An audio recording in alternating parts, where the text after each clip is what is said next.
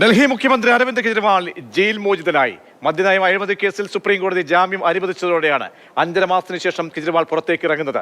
തിഹാർ ജയിലിന് പുറത്ത് വൻ സ്വീകരണമാണ് ആം ആദ്മി പ്രവർത്തകർ ഒരുക്കിയത്.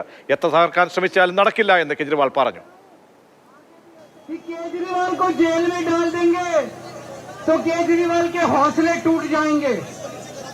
आज मैं आपको कहना चाहता हूं, मैं जेल से बाहर आया हूं, मेरे हौसले 100 गुना ज्यादा बढ़ गए हैं, मेरी ताकत 100 गुना ज्यादा बढ़ गई है। इनकी जेल की मोटी मोटी दीवारें, इनकी जेल की सलाखें केजरीवाल के हौसले को कमजोर नहीं कर सकती। ऊपर वाले ने मेरे को रास्ता दिखाया, ऊपर वाले ने मेरे को ताकत दी, ऐसे ही भगवान मुझे रास्ता दिखाता रहे, मैं देश की सेवा करता रहूं।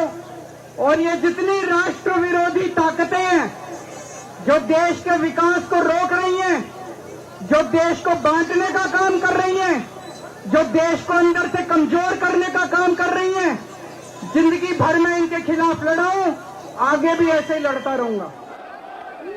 അങ്ങനെ ആവേശോജ്വല സ്വീകരണമാണ് ആം ആദ്മി പ്രവർത്തകർ അരവിന്ദ് കെജ്രിവാളിന് നൽകുന്നത്. ഡൽഹിയിൽ നിന്ന് പി ബസന്തുണ്ട്. ബസന്ത്, സുപ്രീം കോടതി നിർണായക ഇടപെടലോടെ ജയിൽ മോചിതരായി പുറത്തേക്ക് വരുമ്പോൾ എത്രത്തോളം ആവേശഭരിതമാണ് ആപ്പിന്റെ പ്രവർത്തകർ?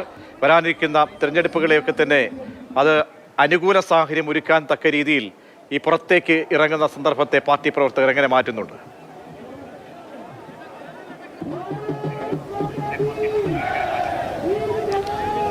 പ്രജീഷ, അല്പസമയം മുമ്പാണ് ഡൽഹി മുഖ്യമന്ത്രി അരവിന്ദ് കെജ്രിവാൾ മദ്യനയ കേസിൽ ഇപ്പോൾ ജാമ്യം കിട്ടി പുറത്തു വന്നിരിക്കുന്നത്. എൻഫോഴ്സ്മെൻറ്റ് ഡയറക്ടറേറ്റ് എടുത്ത കേസിൽ നേരത്തെ തന്നെ ജാമ്യം ലഭിച്ചിരുന്നു. ഇപ്പോൾ CBI എടുത്ത കേസിലും അദ്ദേഹത്തിന് ജാമ്യം ലഭിച്ചിരിക്കുകയാണ്.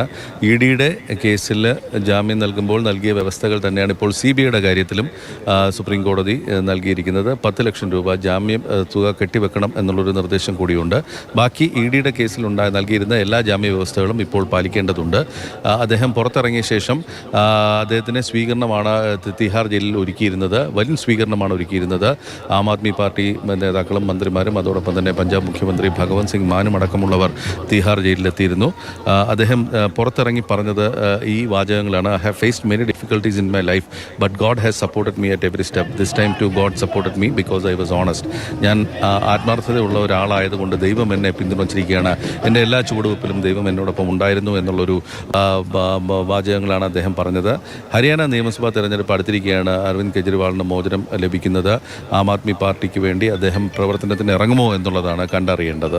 അതേസമയം അദ്ദേഹം ഇറങ്ങുകയാണെങ്കിൽ അവിടെ വിജയിക്കാനുള്ള കോൺഗ്രസിൻ്റെ സാധ്യതകളെ അത് എത്രത്തോളം ബാധിക്കുമെന്നും കണ്ടറിയേണ്ടതുണ്ട്. പ്രജീഷ്.